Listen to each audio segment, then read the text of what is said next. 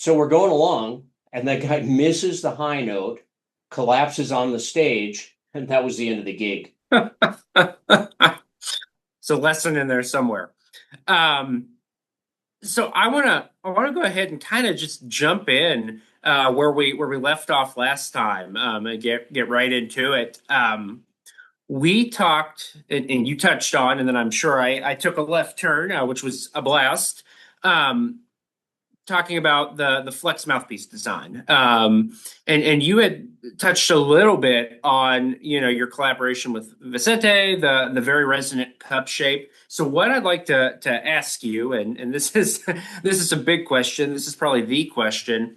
Can you walk us through a little bit more about how that came to be? That collaboration with Vicente that led to the flex mouthpieces, and how we got to the evolution up to where we are now with the DaVinci Flex mouthpieces. Can you kind of talk us through that? Yeah, sure. Let me see if I can make a very long story medium, let's say.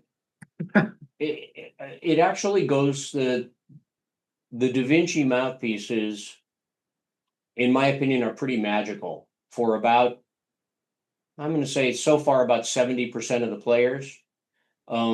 There was a goal that I had in mind, which we'll talk about in a moment. I'll talk about, but they really exceeded the goal. Some things happened that I wasn't expecting, and everybody, if you're, let's say you went insane, Jesse, and decided I'm going to make custom trumpet mouthpieces.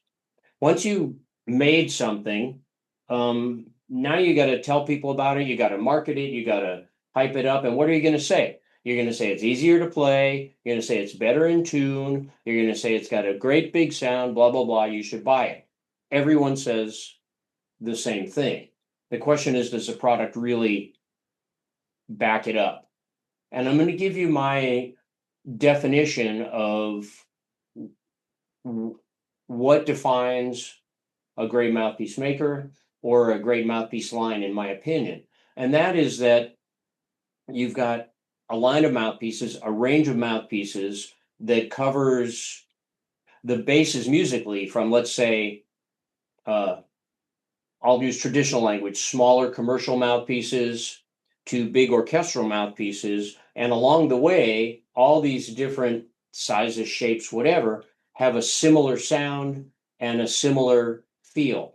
That's, to me, a good mouthpiece maker slash designer. It goes for trumpets as well. There are some mouthpiece lines where there's one or two that are really good, but across the line, there are not many that are so good. So if we have that in mind, now I'm going to step back and say that the DaVinci mouthpieces actually started with me meeting Johnny Madrid, because he was so influential to me on what's a good, or I'm going to say great, trumpet sound.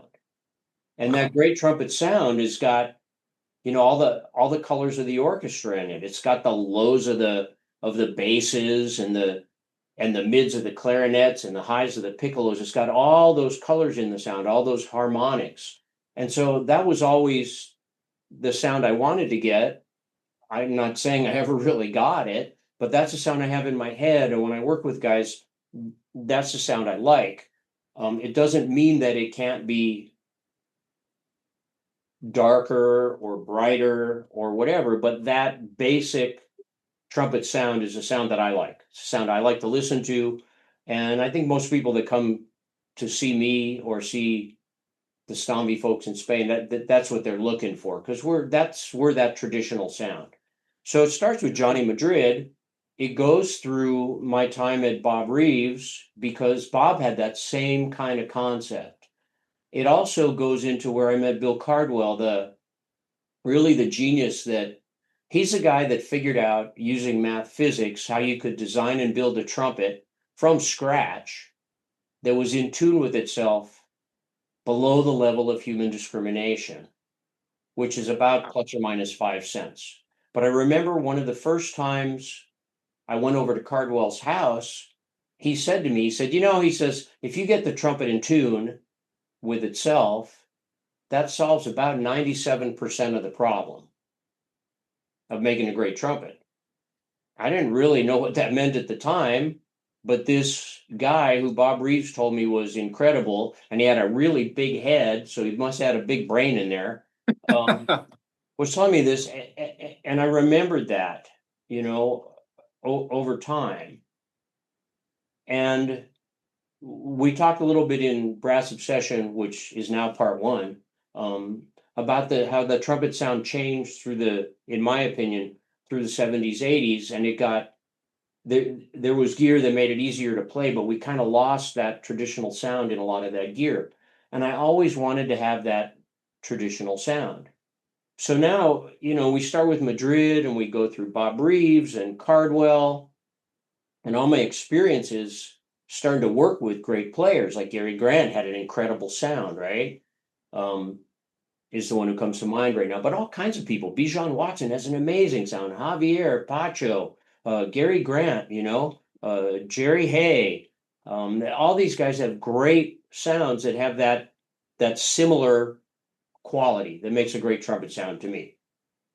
So now we get to Vicente in Spain, and he had this same concept also. He wanted these big full resonance sounds, and he's taken it way into the future with the 4 valves as far as increasing the harmonics and the resonance. And I went to Spain, and he had this idea for this cup shape that kind of looked like a tulip. And he said, oh, this is going to be great. I think we talked about this a little bit in part one. And so I had worked on the flex line of mouthpieces, which had this VR, very resonant shape, cup shape, but there was more to it. And it was all about getting the relative intonation as good as you can get it with the mouthpiece and the trumpet together. It was very interesting because the first ITG that I introduced the flex mouthpieces at with the Harrisburg one, I don't remember what year that was, probably 2009 or 10, something like that. And I was now with Stomvi USA. I wasn't with Bob Reeves anymore. So, Bob Reeves is very, very successful with helping guys solve problems. And he leads with valve alignment because he had great success with getting results for guys, improvements by starting with valve alignment. Terrific.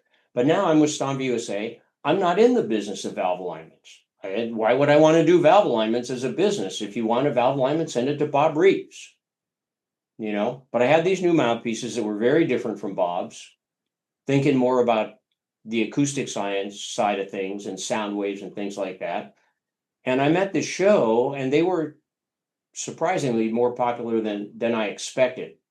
Now, having been a customer of Bob's and then worked with him for 14 years, I knew the sound difference, the sound change from a horn that was out of alignment and then how it sounded after the alignment. And I'm handing guys flex mouthpieces at the Harrisburg ITG, and it sounds like they got a valve line. So playing their mouthpiece, it sounds like, oh, that horn needs a valve alignment. And playing the new flex, sounds like they had a valve alignment. Well, I'm kind of scratching my head about that. So I came back, and Cardwell was still alive, and I went over to see him, and I told him about this experience. And one line, he says, oh, you solved the damping problem. And we went on to solve other problems of the world. Again, I didn't know what he meant, but I didn't forget what he said. So now let's fast forward. It's been a number of years. I had what I would call quite a successful line of trumpet mouthpieces in the flex line. We're moving quite a few of them. Guys liked them, improved their sound, kind of took that sound concept that I like and modernized it, in my opinion, by making it clearer, more resonant, easier to play, all that kind of stuff. And Javier Gonzalez, who I'm sure people know about, great trumpet player. I'd known him for years. He comes in one day, he's playing my stuff, and he says, hey, Ko, he goes, I'm really working on, I'm practicing a lot, trying to get better articulations on high notes. And I go, what do you mean by high notes? He goes, notes above G above high C. And I'm thinking to myself, wow, articulating notes above G, above high C, and that's your problem. That's kind of a nice problem to have. Right. Until I realized that I did have that problem. It was just down, lower, right? Sure. Yep. So, and Javier says to me, he says, I don't know if there's anything you can do with the mouthpiece or the trumpet. He goes, because I practice more, but I just thought I'd throw it out there. Okay, so he threw it out there, and I don't know. I woke up one morning, I was in the shop, and I had this idea. It wasn't based on, any mathematical calculations. It was just an idea based on whatever I knew about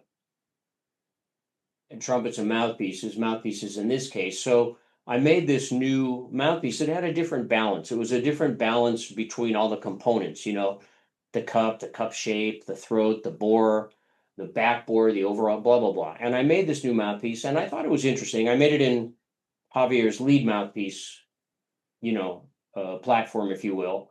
And I said, Javier, come on in and see what you think. So he comes in, and out of the gate, I mean, it's unbelievable. I mean, he's got a great sound, but this is the best sound I've ever heard Javier have. And I mean, he's all over the place. He's going low C, double C, middle C, high C, low C, pedal C, I mean, he's all over the place like nothing. And he confirmed what my goal was. My idea was, I'm going to switch cameras here. My idea was, if this is your low C and this is your high C, if I could make them feel closer together, they'd be easier to play, which is basically what he's asking. He's asking, can you make it easier to play, easier to articulate on the real high notes? So if I can make the notes, the partials, the slots feel closer together, it's going to be easier to play, and it could help him with this articulation.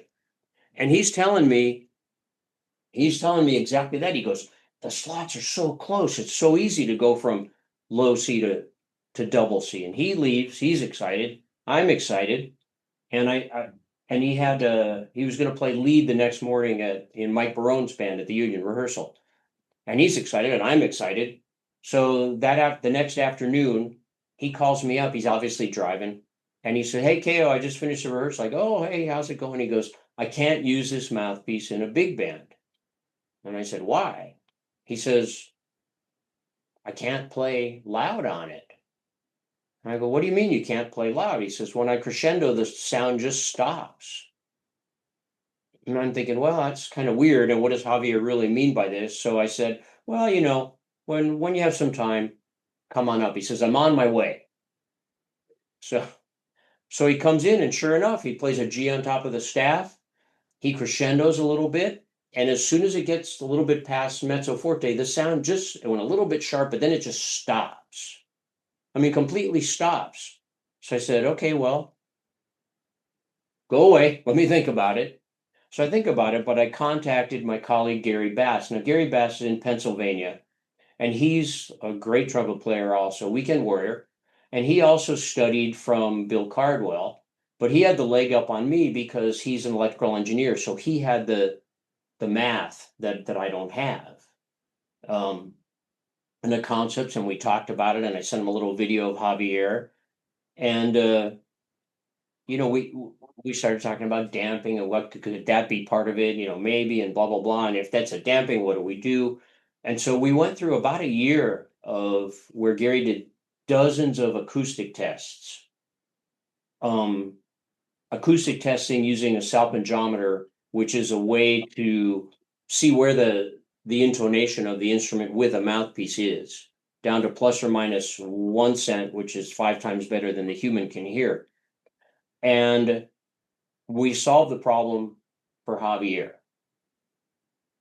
Now we had this mouthpiece with this incredible sound. The slots were real close together. Javier loved it. He sounded incredible on it. It helped his articulation. But now we had to say, okay, so we did it on one mouthpiece, and it was a smaller commercial mouthpiece. So how do we do this on a big ass, if I can use the term big, orchestral mouthpiece? Well, that took more tests and more experimenting and more prototypes. And and this and that. And we ended up with the DaVinci line, which I debuted at an ITG, I think it was 3 ITGs ago. And the way I introduced it to guys is they came up to the booth and I dialed them in on one of my conventional flex mouthpieces first. And they're happy, they're ready to buy the mouthpiece, or they just like it and they're thinking about it. And now I lay the DaVinci version on them. And you know that show I didn't sell one flex mouthpiece, I sold only DaVincis. And in 3 years or so, I can count on two hands how many of my traditional mouthpieces I've sold. Everyone goes for the DaVincis. It's kicked my mouthpieces to the curb. Yeah, occasionally some guy likes the other one better, or they want a copy of what they've got. But so the DaVincis, and what we had done, what Gary and I did was we determined,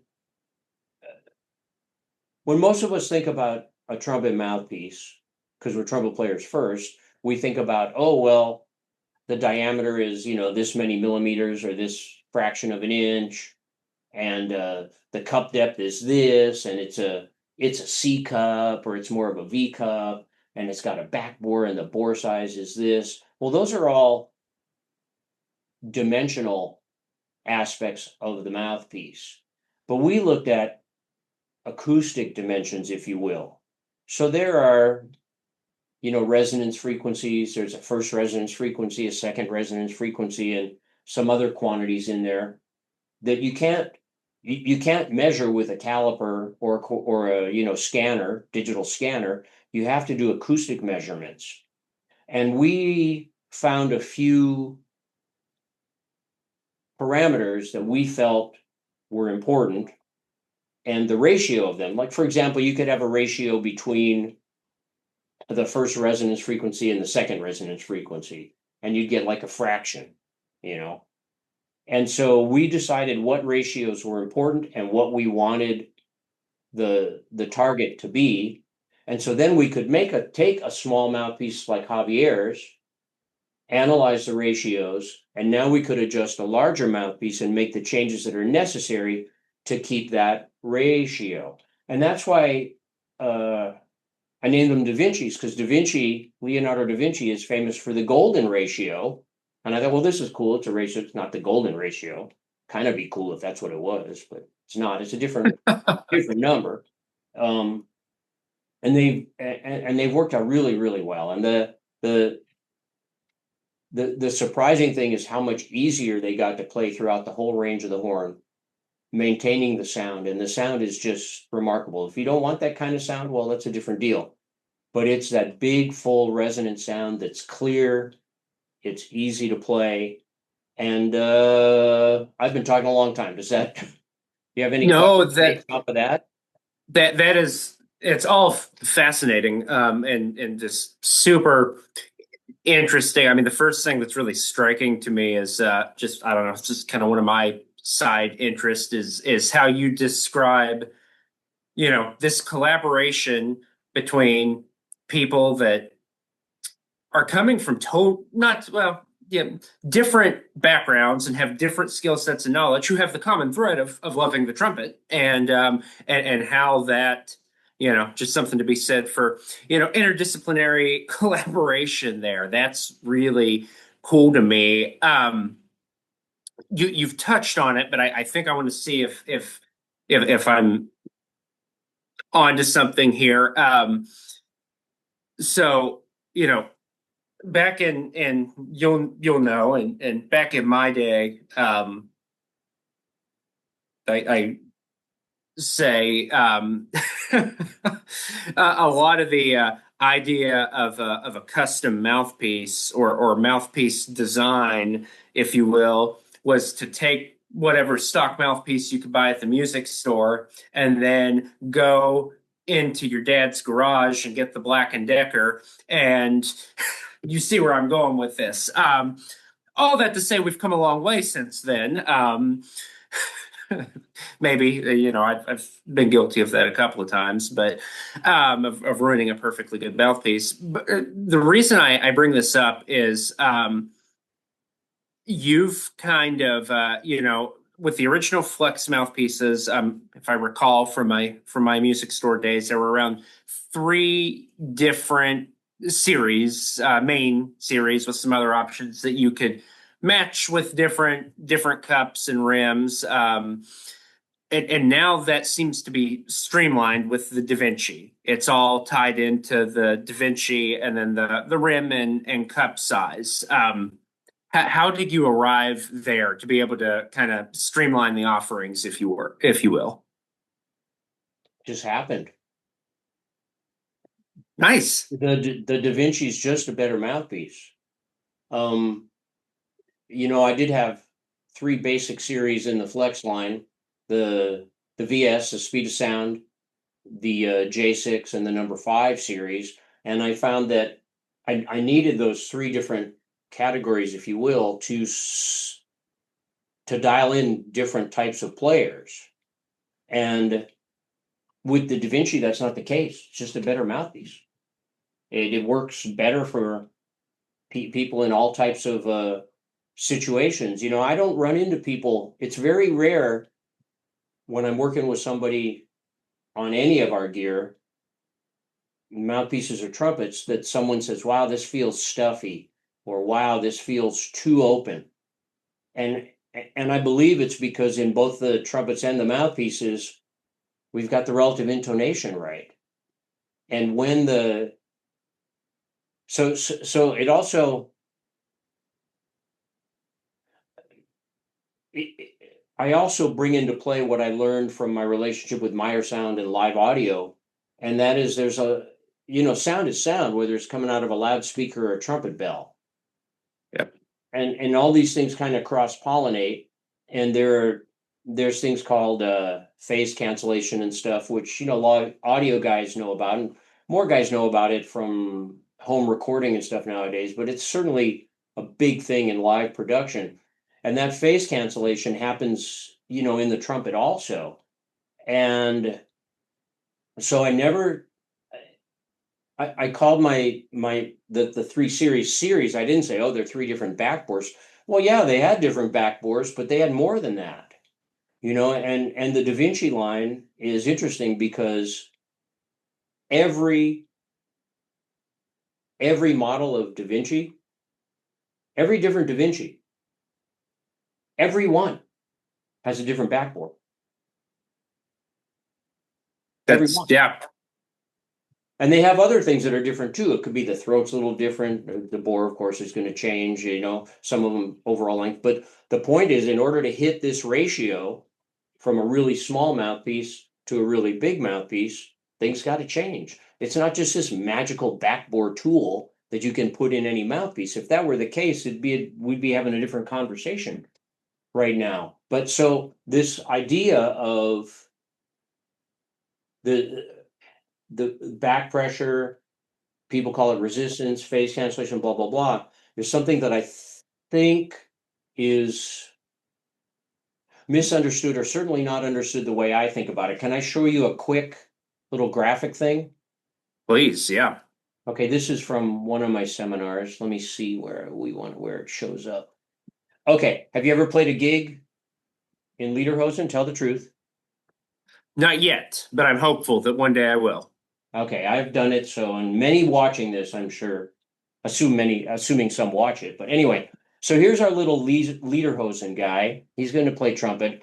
And the 2 horizontal lines, they represent the bore size. Some people call it the throat, but it's actually the bore, which is the narrowest part of the inside of a trumpet mouthpiece, okay? And this guy starts playing, starting a note. And what happens is the airflow starts moving away from him.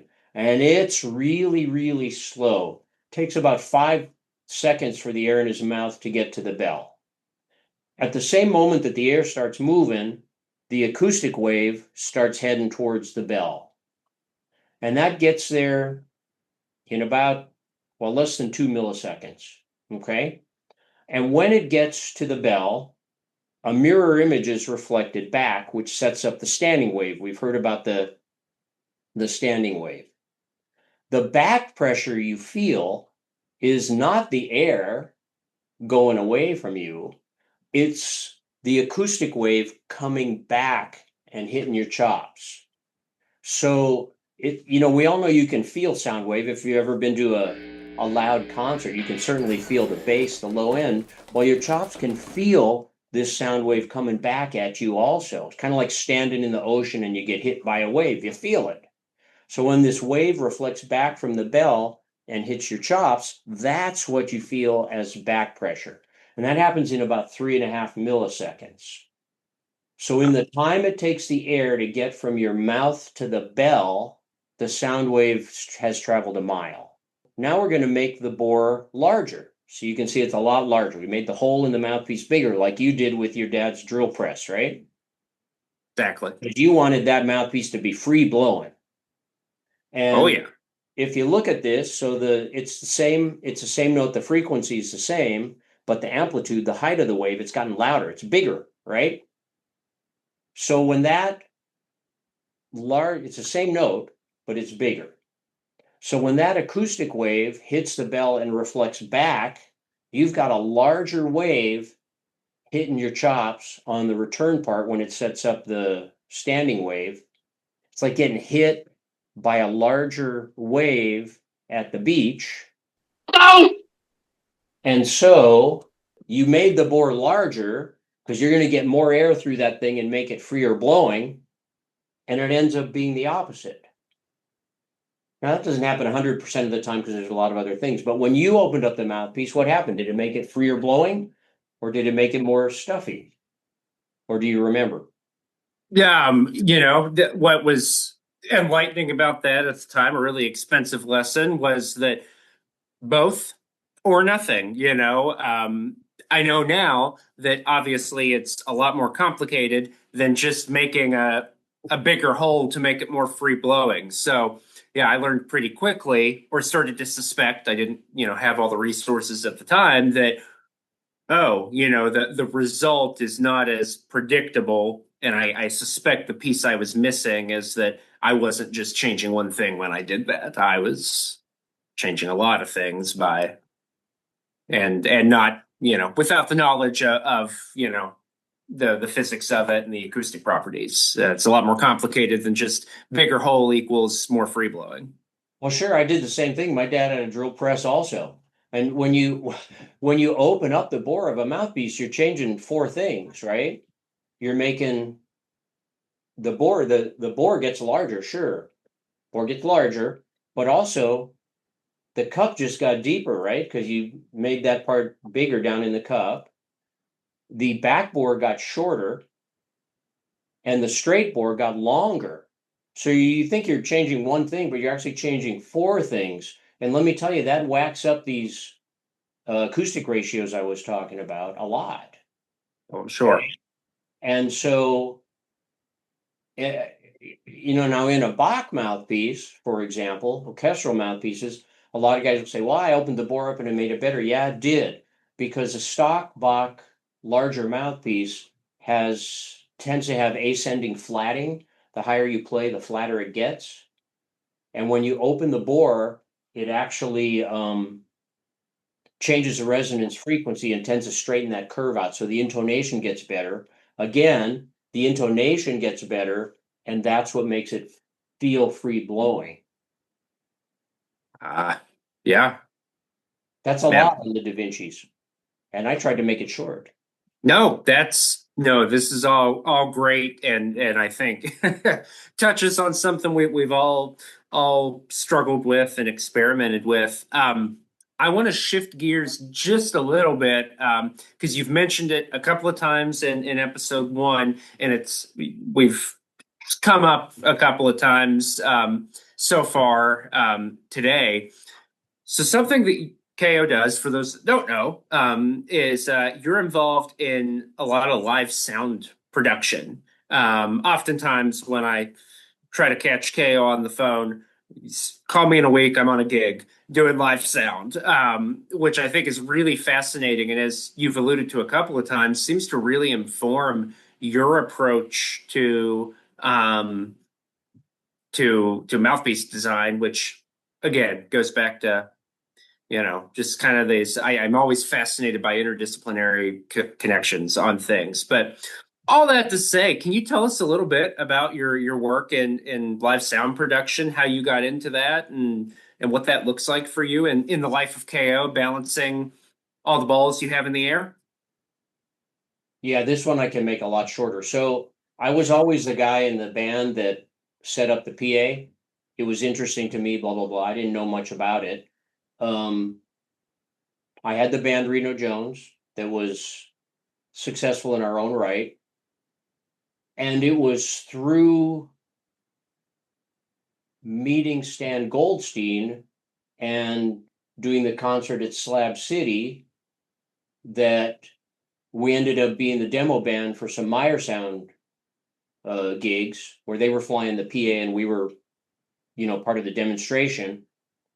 And that's when I started learning about it. And I met more people in that field. Um, and that's where I started getting interested in it and trying to understand it better. And when we did my work in production, quote unquote, has really only been kicked in. Well, that's not true. So back then, the guy who mixed us, BG, he was the A1 at the Beverly Hilton, and I started working there as the A2. Basically, I set up the stage, plugged in all the mics, make sure everything's right, and I was sort of the interface between the band and BG. BG was an amazing mixer, but he didn't bite his tongue very much, and sometimes there'd be little clashes between the sound man and the musicians, which is a video I want to do sometime, the trumpet player versus the sound man. So I was sort of the liaison there. So I learned a lot there with him, and my relationship with my friend Steve Bush at Meyer Sound, he's taught me a lot also. And Steve Bush actually is the guy who helped us do the analysis of the DaVincis to show how much more sound they were producing for the same amount of effort, which was interesting. Anyway, and then when we did the first Meyer Sound gig we did at the Shrine Auditorium, BG mixed the front, but a guy named Jack Halfemeyer was mixing monitors for us, and I met Jack. And it's been in the last 5 years or so after the whole COVID thing that I reconnected with Jack, and I've been doing, some gigs here and there with him and some corporate things. And the interesting one is, I guess I can say I can run the stage at the Pasadena Pops, which is about 6 concerts, big stage in the Arboretum outside, really nice, 70-piece orchestra, good orchestra. Some of it, they'll bring in, cover bands that have orchestral background, or it's a pop gig. And it's kind of crazy. It's normally about 120 inputs, and it's my job to make sure everything's plugged in right. I work with other people that are really, really good, and so it's not just up to me. And it's more of a collaboration than it is. I'm not like the boss or anything, but I'm sort of like the bottom line to make sure it's all right. So I enjoy it, and it all. So there's four. This is a little bit off the wall. There's four basic rules about loudspeakers in a live situation. Works, recording also, but live. And that's number one is use the right loudspeaker for the application. Number two, put it in the right location. Number three, point it in the right direction. And number four, only put sound where you want to put sound. Okay? So just recently, it made me come up with the 4 practical tenets about the mouthpiece gap to the trumpet. And there's 4 of them. Number one, it's extremely important. Number two, it affects the relative intonation of your setup, not the airflow. Number three, it's dependent on the mouthpiece you're using, the trumpet you're using, and you, the player. And number four, you can't calculate it, you have to discover it. So there's another example about, I learned something in the live audio field from my buddy Steve Bush, but it cross-pollinates to the way I think about the trumpet. Here's 4 things you can think about, 4 things to help you deal with the gap. We talked a little bit, again, some great questions about how to go about choosing gear. So how do you recommend someone that, is maybe thinking about making a change? Maybe they, hear about the DaVinci mouthpiece here and they're like, you know what, I've been playing the same, you know, insert mouthpiece here for how many ever years, and I want to try something different, or this really makes sense to me. How do you recommend people, if I come into your shop, how are we going to go about choosing gear and seeing that, a piece of equipment, if that's the right fit for me? Well, you coming into the shop is a different is a different thing than trying to find gear out in the wild, and more people are trying to find gear out in the wild than they are coming into our shop here. So, well, let me address the larger issue. Um, and let's think about how most people find a new trumpet or a mouthpiece. And I'll use an ITG conference as an example. So let's say someone goes to the next ITG conference in Rochester and they're looking for a new trumpet. What do? They take their mouthpiece with them and they go around to Bach, to Yamaha, to Stomvi, but we're going to put me to the side, to anyone who's there, and they plug their mouthpiece into a bunch of different trumpets. And if they don't have a bias ahead of time, like I want the mouthpiece, I want to get the trumpet that Jesse McBee plays, but they're really looking for a trumpet, they're going to plug their mouthpiece into all these trumpets, and they're going to buy the trumpet that plays the best. Seems pretty obvious, right? Now let's reverse it. Now they're going to the same conference and they're looking for a new mouthpiece. So what do? They take their trumpet, they go around to all the different mouthpiece makers, put me on the side, you'll know why in a minute, and they plug in all these new mouthpieces into their trumpet and they find the one that plays the best, and that's the mouthpiece they buy. Okay? There's quite a large chance that looking for a trumpet that way and looking for a mouthpiece that way, you're going to find something that's better, you like better, but odds are high you're not going to find the best thing for you. And the reason all comes down to being able to adjust the gap from the mouthpiece to the trumpet. I won't make a trumpet mouthpiece that I can't adjust the gap on. That does not mean there are not solid shank mouthpieces that guys play and they do really well on.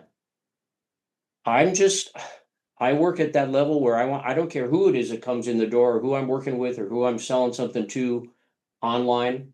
I want it to be as best as possible as it can be for them at whatever point in their trumpet journey they're on. And if you can't adjust the gap, you very well are going to bypass the trumpet that works the best for you.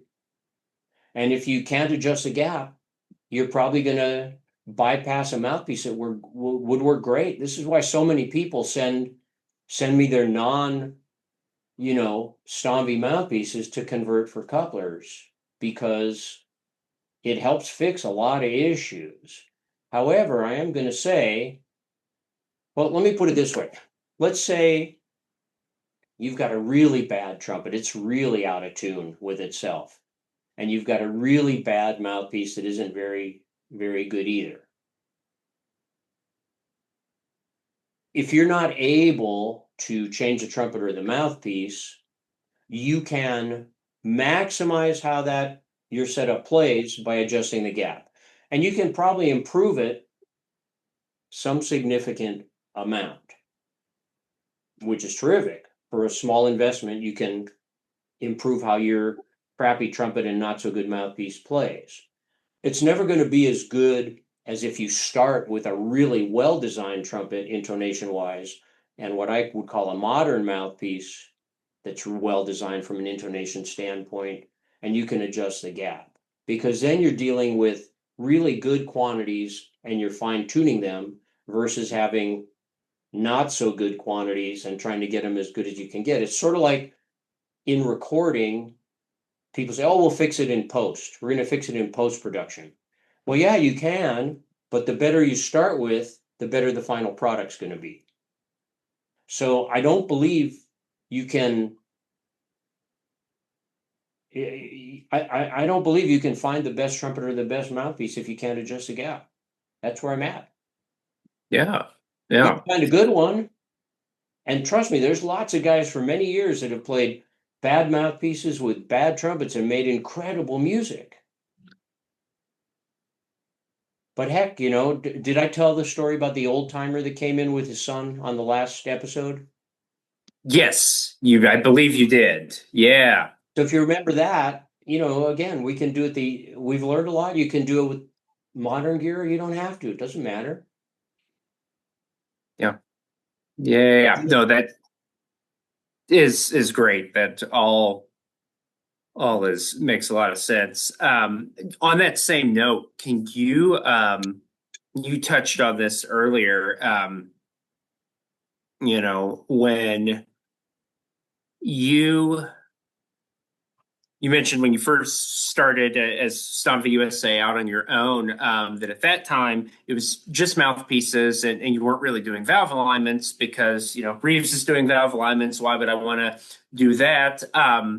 Can you fast forward to now? What is your philosophy on valve alignments, and how that relates to the instruments that you design and sell?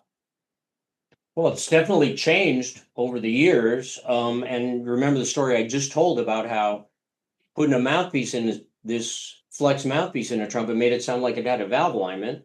And Yeah. Cardinal said, "You fixed the damping problem." So through a lot of study and a lot of help from Gary Bast, who's really that guy with all the math and everything, um, valve alignment to me is a tool right now. So it's a way you're ultimately adjusting the damping of the instrument, which is changing. The simple way to think about damping is it's adjusting the size or the tightness of the target of the slot and the security of that slot. Okay, that's what damping is. And when you do a valve alignment, it decreases the damping. It makes that target actually a little bit smaller, but more defined and more even. Okay. And you can think of damping as resistance, but it really isn't. But so as a trumpet player, between the mouthpiece we're playing, the trumpet we're playing, the gap, do we have heavy caps on it? Do we have brass valve guides? Do we have blah blah blah? Do we do a valve alignment? Do we not do a valve alignment? We're really kind of trying to zero in on the balance of the size of the target to the resonance of the horn. The increase in damping, the more damped the horn is, the bigger the target, the broader the slot, the less resonance in the system. So if you've ever played let me tell a story. So I'm at Bob Reeves and years ago, and a guy comes in. I didn't know who he was. I mean, it was certainly before before the internet was really going on. His name was Matt Golahan. And he came in and he was in town he was going to play with Lester Bowie in town. And he comes in and I'd never met him before. And he had this trumpet that he wanted a valve alignment on. Now imagine if you took a raw brass trumpet and a wax candle, a big wax candle, and you lit that thing on and you completely covered the outside of that trumpet with wax by letting it drip. You can imagine what that would look like, correct? All right. Yeah. Well, that's what he'd done, but he'd done it with solder. Wow. Okay. So, as typical at Reeves at that time, because we took time and when people hung out, you're not getting stuff done. So, we said, "Oh, why don't you get some lunch and come back, whatever." So he goes. And I go, "Bob, you ever seen?" No, I've never seen anything like this before. And I said, "I got to play it." He goes, "Yeah, you got to play it." So, I don't remember if I played it before or after the alignment. In this case, it really wouldn't matter. But it was heavy and it looked wacky, but it was heavy. And I'm playing this thing, and I'm telling you, I'm playing high G's like they're middle C's. They're Wow. just screaming out of the horn. Like and I was not a high, this was way before I met Jim Malley. I couldn't play high G's normally like that. And they're just flying out of the horn. And I'm looking at this horn and I'm looking at Bob and Jose Arteaga, who, as I've mentioned before, I think he's still working with Reeves. He was making a lot of stock mouthpieces. And his only introduction to the trumpet was working for Bob. He had come from Mexico and got a job with Bob and started, sweeping up and cleaning and running errands. And eventually Bob taught him machining of making great stock mouthpiece. So he'd been around a while. And he comes over to me and he goes, "Kale, what's wrong with that trumpet?" I said, I'm thinking to myself, what do you mean what's wrong? This is the easiest high G's I've ever played in my life. I'm a trumpet player first. Give me a high note. And he goes, "No, it doesn't sound right." And he was absolutely right. It did not have any resonance at all, which is what happens. The target had gotten so big and the instrument was so easy to play, but it didn't have any resonance. Now, Matt Golahan's a great player, and he plays really, really high a lot of the times, and that's what they use him for. He can play the whole horn. And when I went and heard Lester Bowie with him playing, a lot of what he was playing was, screaming stuff. And at that point, the horn becomes more of a megaphone, so the resonance changes.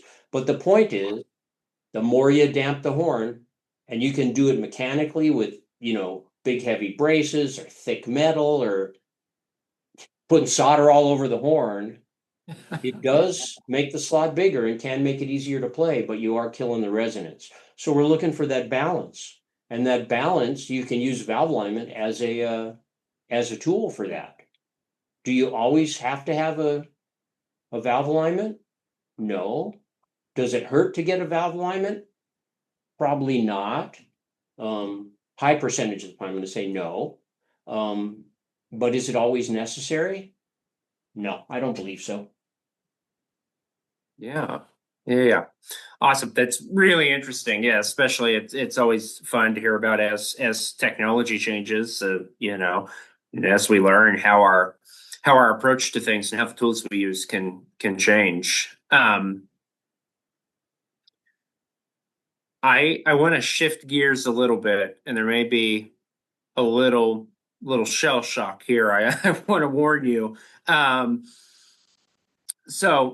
We talked about some possible, some loose topics before we did this that we wanted to touch on, and I'm sure I took this in a direction you did not intend, which makes it even more fun for me.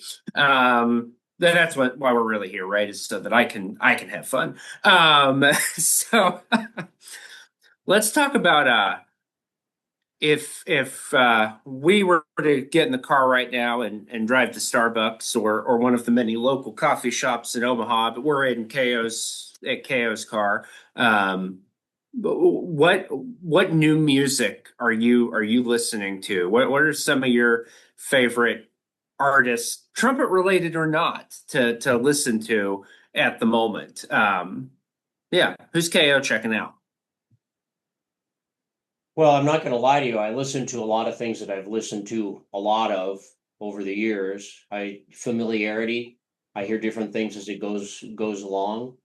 As we go along, I listen to Pacho Flores on the trumpet side because he's doing new things, with new ideas and stuff like that.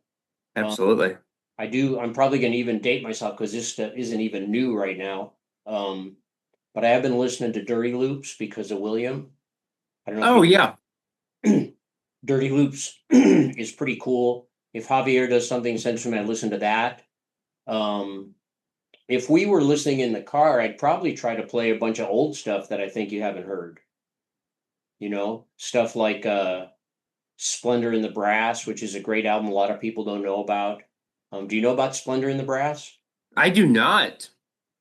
This had to be in the 60s. And it was let me see if I get this right. Yeah, that was Bud Brisboy and Yuan and Dalton Smith and the Chuck Sagal Orchestra is what it was, Splendor in the Brass. And Chuck Sagal was a trombone owner who was an insurance guy.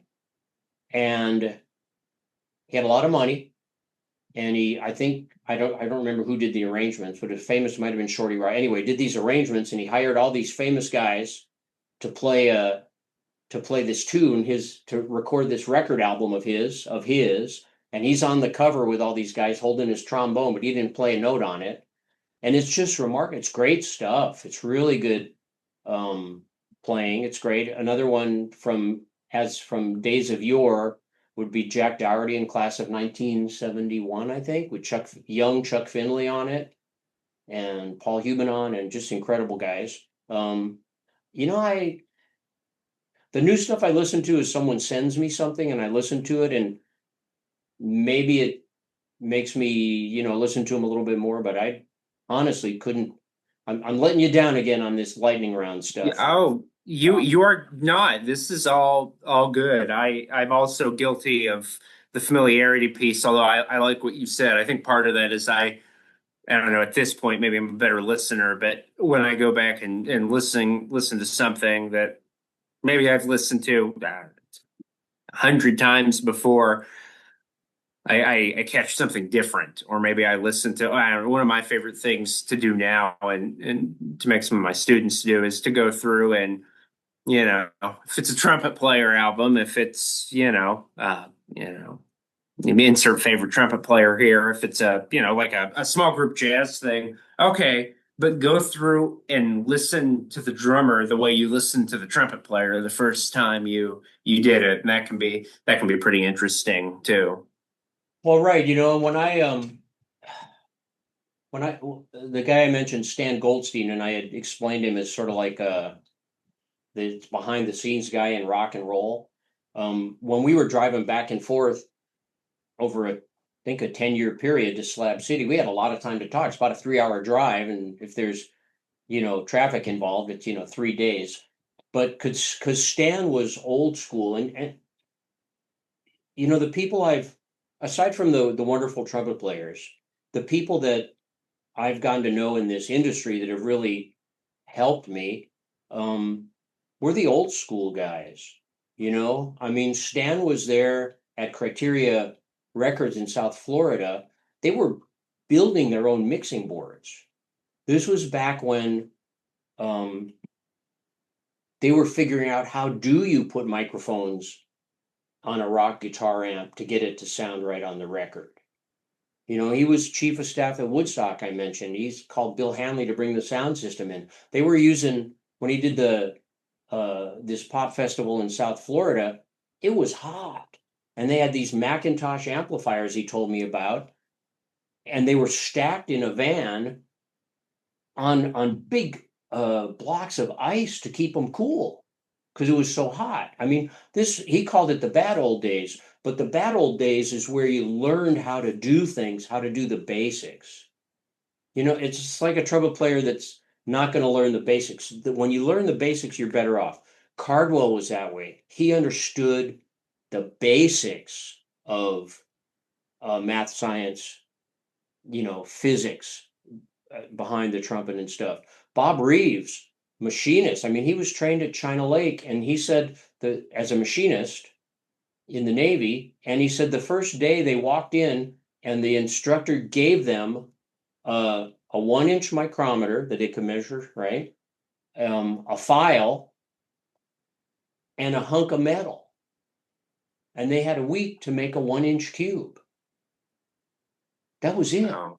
He used to say, I came from the time when ships were made out of wood and men were made out of steel.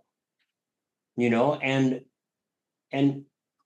Big V Vicente is the same way, because he's a couple years older than me, not much, but he comes from that same thing about understanding the basics and all that stuff. And that's what's important. So back to Stan, when we're on these long drives, because he had mixed Doors albums and all kinds of stuff, we'd analyze mixes. And the one I remember the most was the Beatles' Let It Be album, because that was a great album, that had all the orchestral stuff on it and all the Phil Spector effects and this and that, who had produced it. But then they put out, during this time when we were going to Slab City, Let It Be Naked, where they took only the Beatles. They got rid of all the orchestral stuff, all the Phil Spector production stuff, and just mix the Beatles themselves, just the basic tunes. And when you listen to that, you hear how Paul McCartney's really playing the bass and how melodic it is. And either album is incredible, which shows you the benefit of a good song. A good song is a good song, no matter how it's produced.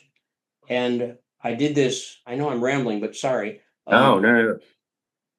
One time, when Johnny was with Boz Scaggs, they were getting ready to go to Japan tour, and their rehearsal was they did some live show. Why do I keep doing this?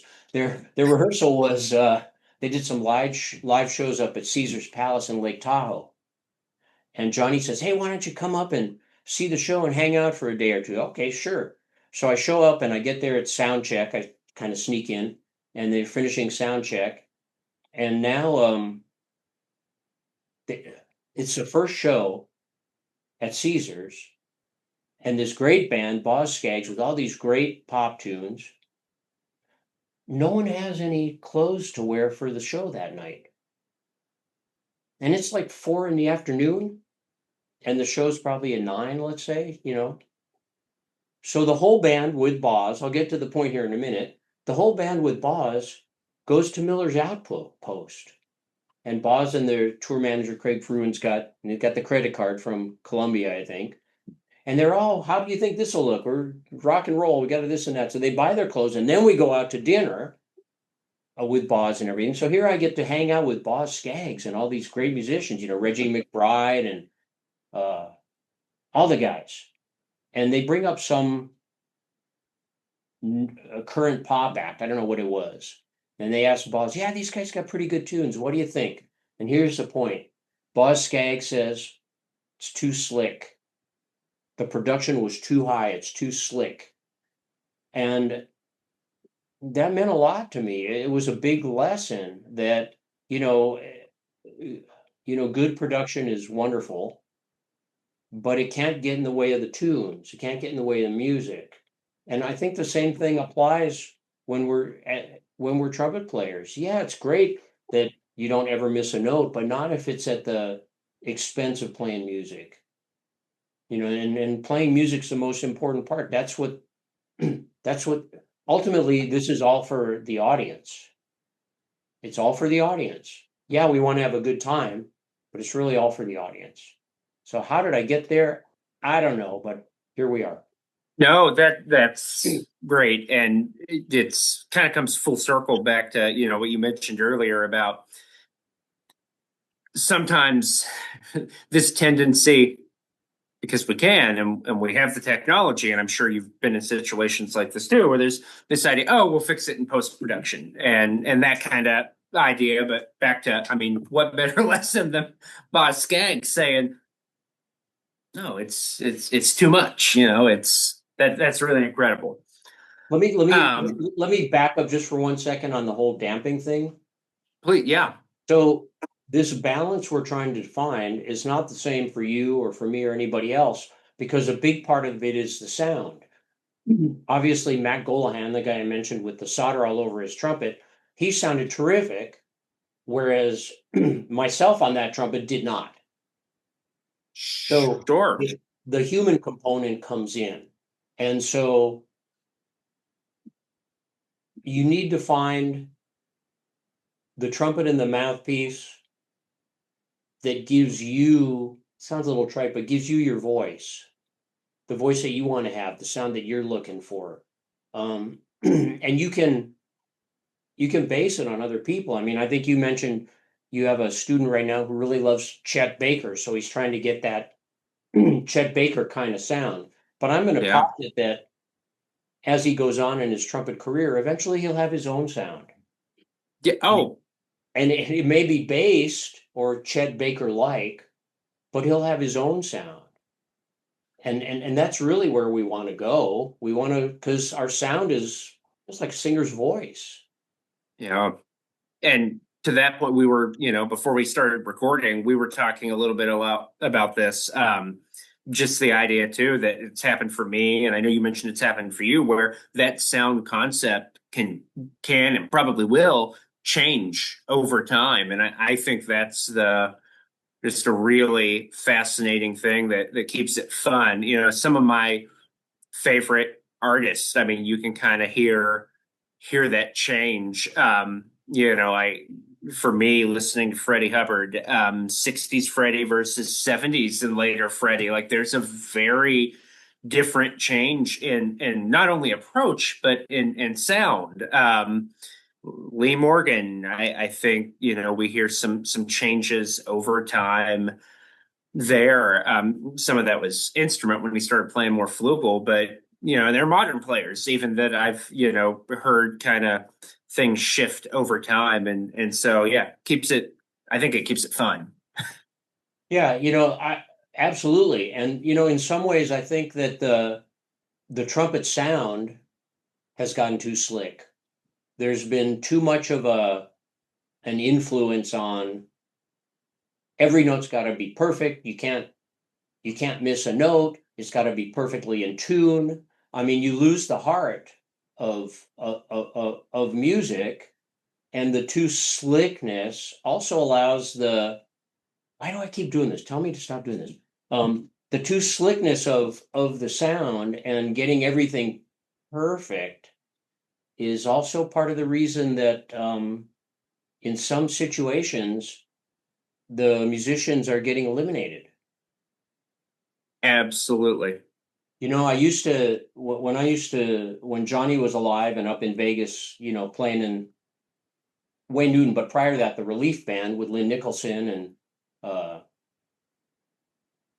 other guys, and I used to go. Some of the shows started replacing the bands with recordings, and oh yeah, they're getting rid of the musicians.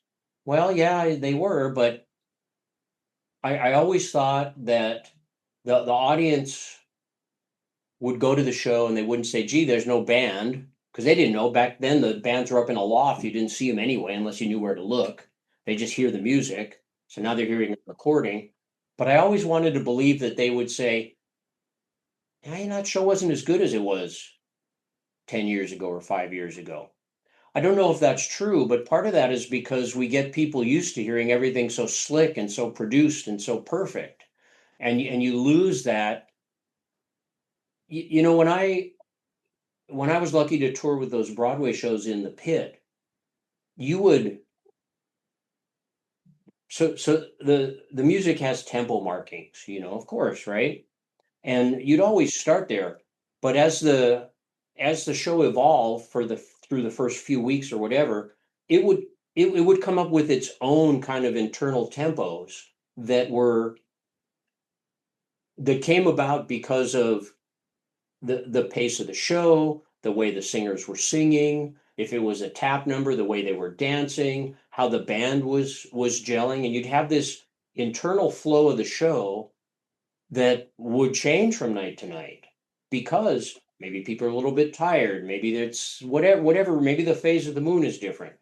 And I remember going to hear from that same company a show after I'd stopped doing it, and they had eliminated some of the musicians, and now they had some stuff was on click,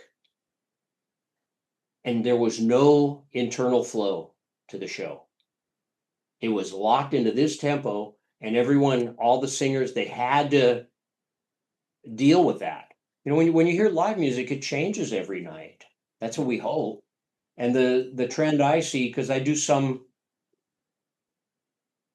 smaller audio production where maybe I'm the guy mixing it. And I remember mixing a yacht rock band, and they came in and they had a whole bunch of tracks that they're playing along with to get the background vocals and the strings and this and that.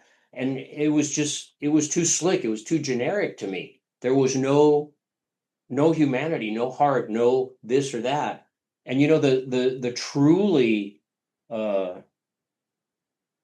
innovative jazz players, they don't always sound good because they take chances, right? That, yeah, yes. And if you're truly, in my opinion, if you're trying to be, and I'm trying to be, uh, impactful, let's say mouthpiece designer, I want to make a mouthpiece that's not the same as what's been there before. come at it a different way, come at it looking at sound, not airflow. You got to play across the bar lines.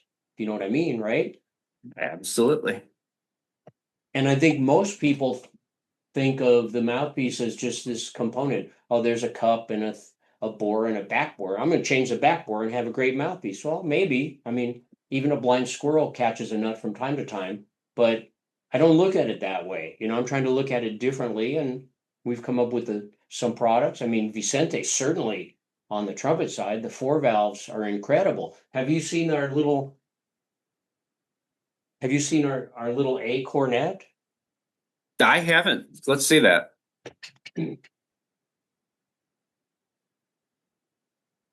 So this is a piccolo cornet in the key of A, four valve. Oh, wow. Okay, so it's the same as playing a piccolo trumpet in the key of A, but because it's a cornet, it's easier to play, and the sound, to quote Pacho Flores, is more polite. So it's I like that. I mean, it's a specialty instrument. It's for really, a piccolo soloist that plays in A a lot or likes to use it. But I mean, Sure. no one else has made one of these. It's hard to make. I think there's a couple dozen of them in the world right now. And Vicente has done that across the board with these four valve instruments. I mean, talk about someone who's, playing across the bar lines. It's Vicente and all the different things, the maxi clappers, the this, or that, all the things he's done. It's incredible. And he's had a big influence on me. Of course he has.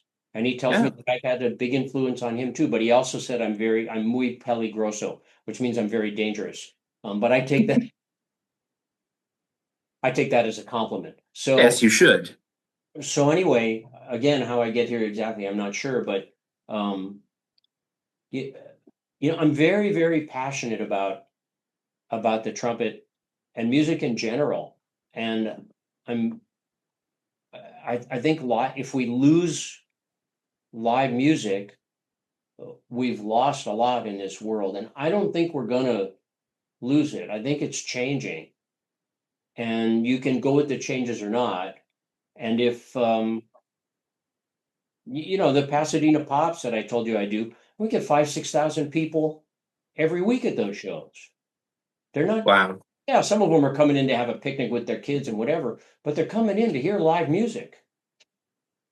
Well, yeah, and I mean, to that point, yeah, I think any avenue like that where you can expose, I mean, yeah, they're coming in to do something else, but we've all played gigs like that where it's like they love it, come in, socialize, the family can, be together and enjoy live, in this case, live instrumental music. I mean, it's a really cool thing. That's why I don't believe the naysayers that say, oh, the trumpet's going away, there's no gigs, there's this, that, and the other thing. I think they're changing. They're always gonna look, there may be fewer musicians that are making a living playing their instrument as time goes on. Maybe, I hope not, but maybe, but you're not, the trumpet's not going to go away. It's too much fun. You think all the kids that are in marching bands, and drum and bugle corps and all that, you think they're not going to want to keep doing it? Of course they are, because we talked about it last time. It's fun. And I think it's really the movie Mr. Holland's Opus. That's still going on. All the skills we learn by playing in a band, it's a group of people working together for a common goal in a non-competitive situation. Sure, in high school, I think you probably still have challenges to who's going to play first, second, or whatever. But when it gets to the Christmas concert, that guy playing third trumpet is doing everything he can to fit in, to make it sound good so that the concert is good for the audience. Those are life skills. Those are incredible life skills. Absolutely. I even talk to my students a lot, college students, music majors, like, as we both do a lot of different things kind of in music and music adjacent, however you want to do it. And, And I'm a huge proponent to that, exactly what you're saying, just that the soft skills, you can't shortchange the soft skills that we learn doing this, because they really can transfer over to just about anything else you may find you want to do later in life. They have for me. And yeah, it's a really cool thing. Can I back I, up? Can I back up for something else, or are you about to say you got to go? yeah, I was going to back up for something else too, but go ahead. So I want to back up to talking about the live production, the audio side of things. Okay, cool. Yeah. And I mentioned that there's a video I want to make. I just haven't figured out how to do it yet, called the trumpet player versus the sound man. And Yes. I've seen it a lot where certainly at the Beverly Hilton, which was a high-end situation, but smaller situations too, where a band walks into a club, let's say, and there's a sound guy there, and they walk in the door assuming the sound guy's an idiot and doesn't know how to mix a band and blah, blah, blah, blah, blah, blah. And that's the case from time to time for sure. And a lot of club owners put a lot of money into, new lights, and they've got this crappy old sound system that barely works. I remember a club we played in that had a 12 channel Mackie hanging on the wall, and 8 of the channels worked, and you have no monitors or whatever. But and a lot of times as horn players, we go into a situation where the guys normally mix in a smaller, like a 5-piece rock band, there's no horns. So the horns are a different thing. We have a job too when it comes to the audio at a gig. We have a job too.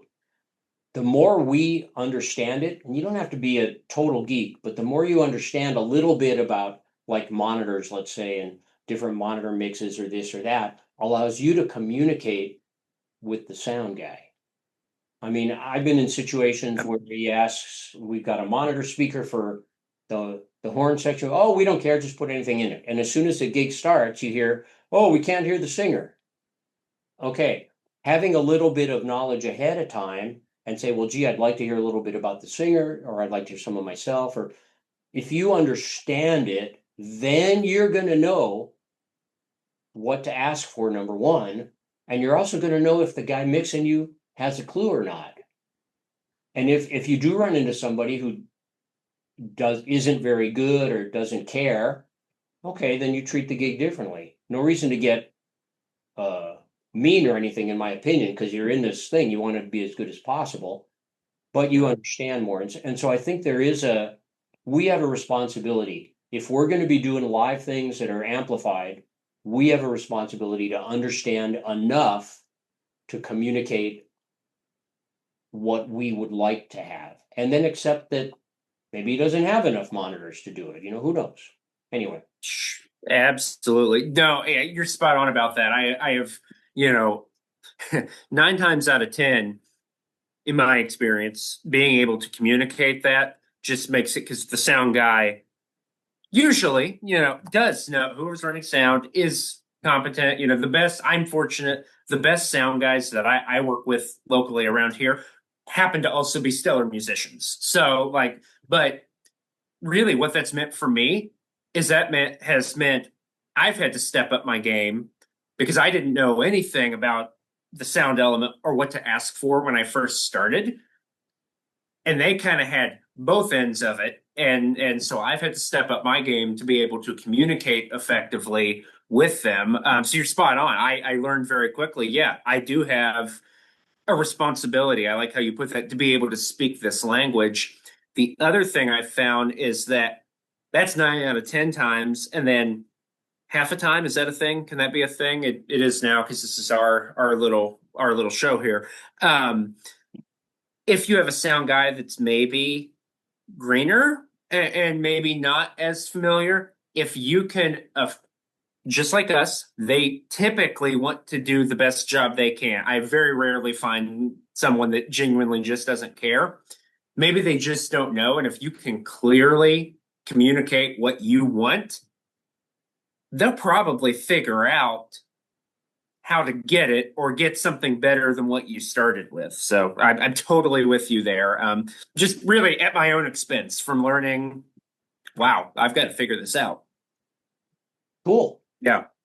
I want to. I also want to piggyback on something earlier that you alluded to because I don't think if we've talked about it, I definitely haven't asked you this question. So you mentioned um the really cool, pleasant four valve instrument you just shared with us. Can you give us a quick overview?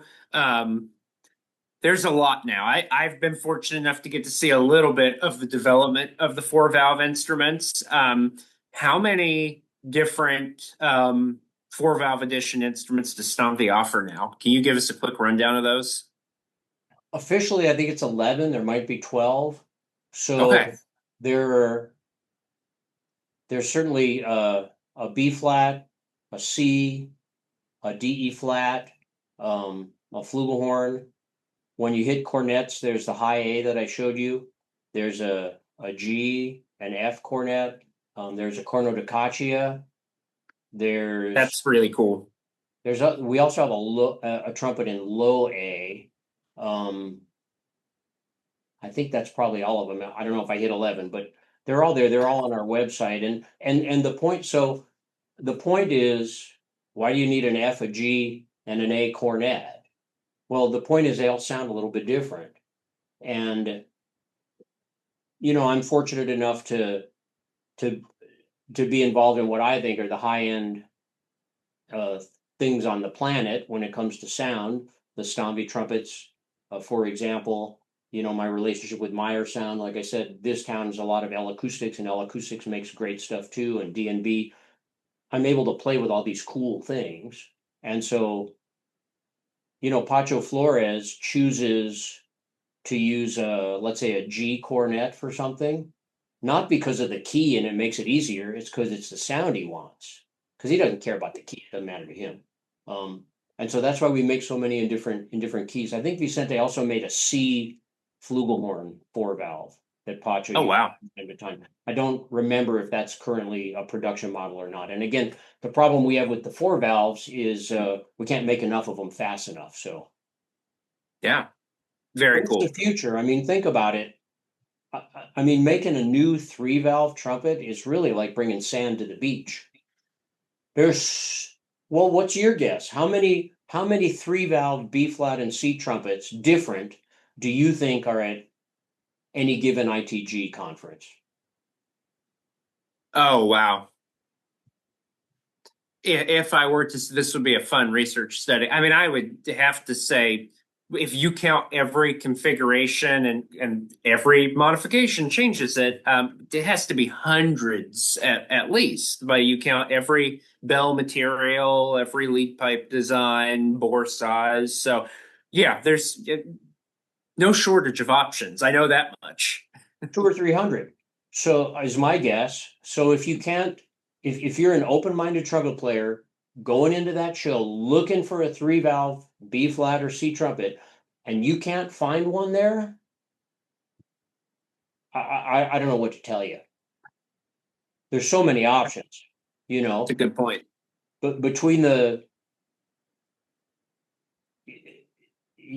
standards like a Bach 37, for example, or some of the Yeah. Shilkees, from times of yore or whatever, to the more modern ones, and I'll include us there. If you can't find one, again, I don't know what to tell you. Now on the four valve front, now that's a different scene, and like we mentioned last time, the reason to play any of our four valve instruments for the sound. Yeah, the fourth valve gives you some extra range, and you can helps you with some fingering things if you want it. But it's for the sound because you can't get that kind of sound on a three valve instrument. Yeah. Yeah. That's great. I I'm gonna I have one more question for you before we kind of wrap things up here. You recently, some people may have seen you recently did a short little social media clip that I thought was really interesting. And then again, we touched on this with some students earlier this week. So this is a two-part question. You talked recently about your approach or your thoughts on pedagogy, and we talked a little bit. What was it, last Tuesday, with some students about about how we think about that. I'm wondering if you could recap that for any viewers here that maybe didn't see it. And then the follow-up question, just because I thought it would be fun, is can you tell us about, if not the, I'm going to say the best lesson you've ever had, but one of the best lessons you've ever had? I know we've talked over the years about a few, and you've gotten to study with a bunch of really cool people. Um,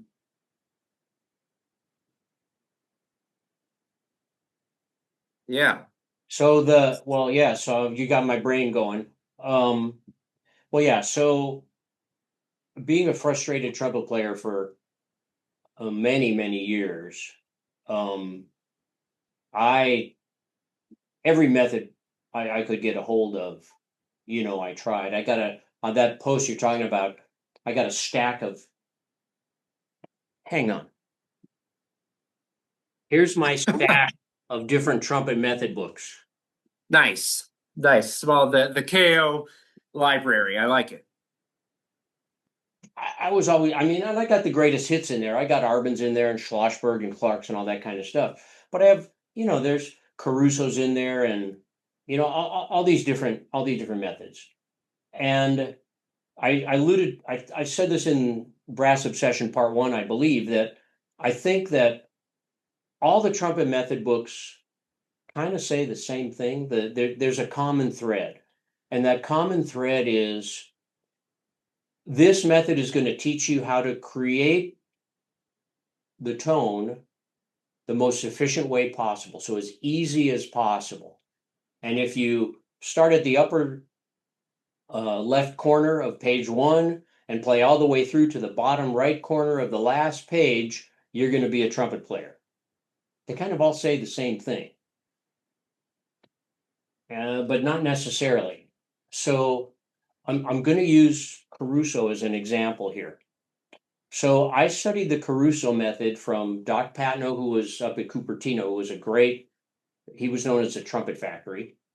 I studied Caruso from Howie Shear in town. I studied Caruso a little bit from John Madrid. He talked about it. And I studied Caruso from Bobby Findlay. Every one of these people, these players, had studied from Carmine himself. And they all taught it differently. A great teacher, educator to me, doesn't teach a student something they're already good at, or they typically don't. So if you go in and your lip slurs are really, really great, they're not going to teach you how to solve the problem of lip slurs because you don't need it. And I got to stop doing this. The first step is to recognize you're doing something. I'm recognizing it. Anyway. Yes. Anyway, and so Howie brought in the method of Caruso as he interpreted it from what Carmine showed him because he thought what he needed. And Madrid the same way and Doc Patno the same way. Now, Bobby Findlay was different. Bobby Findlay used to have his lesson from Carmine at noon. And according to Bobby, he's Chuck's brother. Chuck was a natural and Bobby was the one who struggled.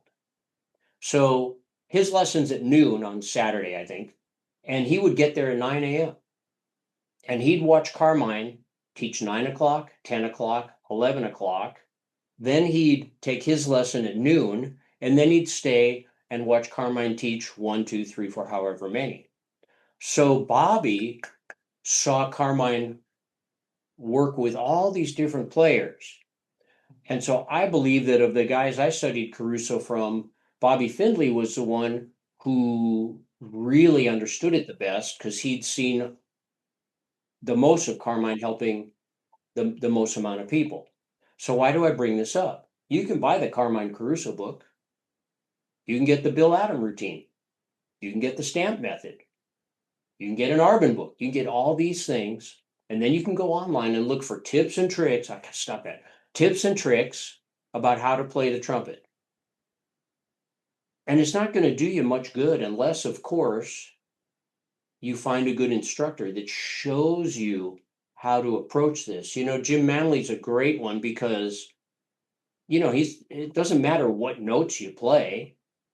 It's how you play them. Yeah. It's how you play them and how you approach it. And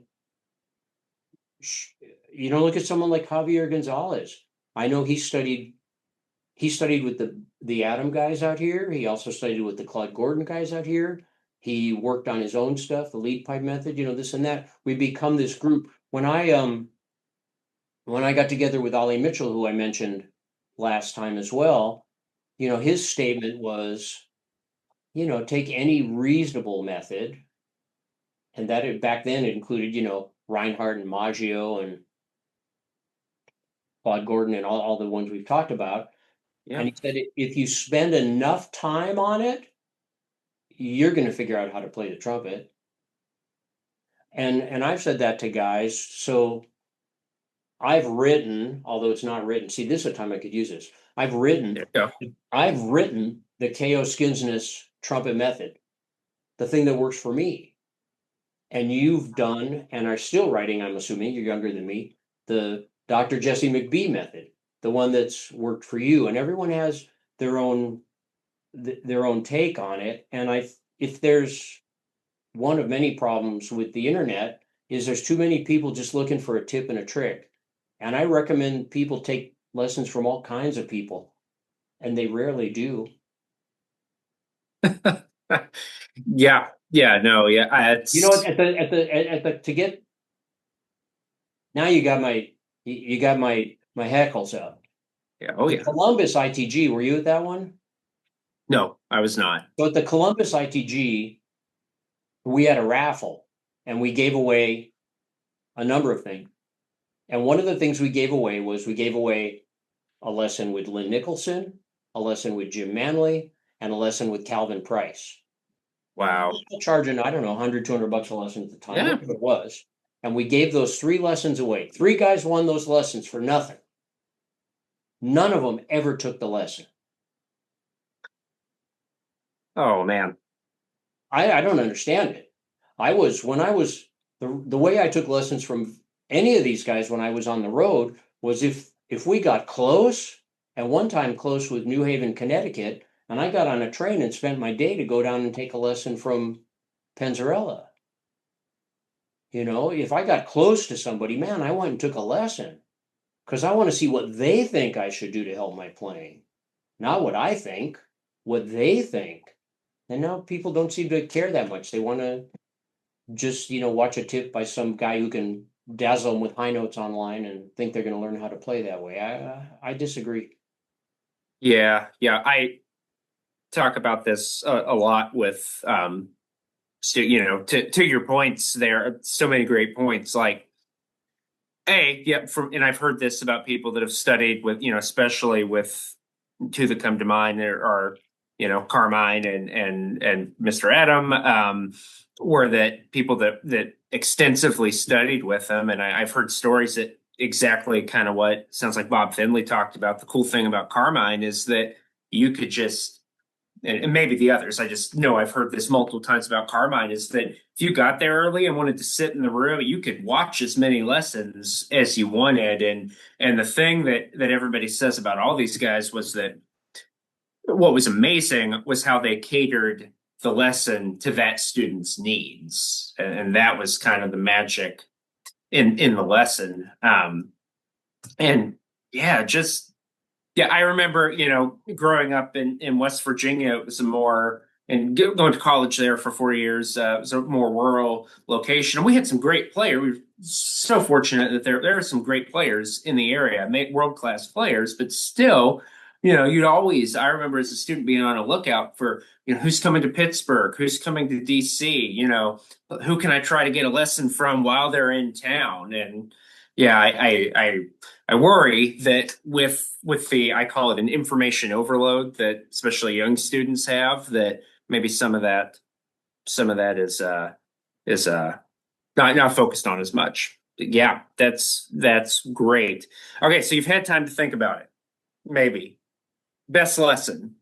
Yeah, best lesson. So that's an interesting question. Do you mean like the best life lesson I got out of a trumpet lesson, or the one that was the most fun, or I'll leave that up to you. Wow, it's tough, you know. I mean,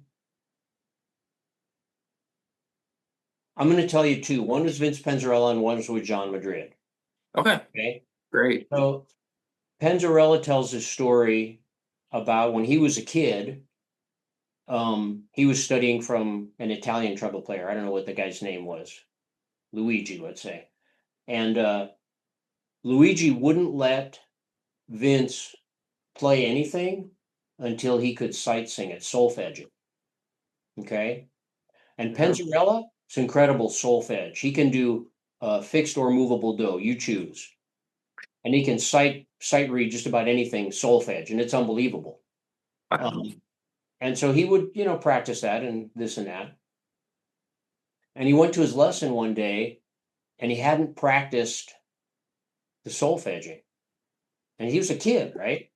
And so his teacher says, all right, you know, Vincent, solfege this piece of music. No, I didn't practice it. And his teacher was angry, disappointed. So you didn't practice it. He said, no. And he said, well, get out of here and come back next week after you've practiced it.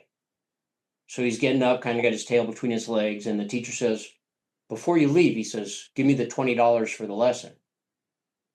So he gives his teacher the $20 bill. His parents gave him 20 bucks when Vince Penzarella was a kid. Oh, I'm sure. And he said his teacher took the $20 bill and dropped it outside the window. And he said, now go home and tell your parents you just threw $20 out the window. Now, that was a big lesson for Vince. It was a big lesson for me too. I understood Yeah. that. And there have been others like that along the way. The people I studied from and was around, I mean, they take this seriously.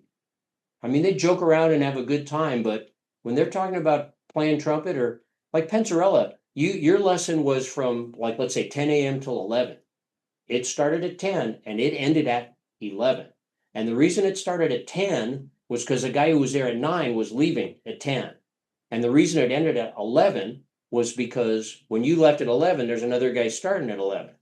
And I would go in, after I'd taken a few lessons, knew him a little bit. Hey, how's it going? He goes, we can talk about how I'm doing, or we can start working on the trumpet. It's up to you. You got an hour.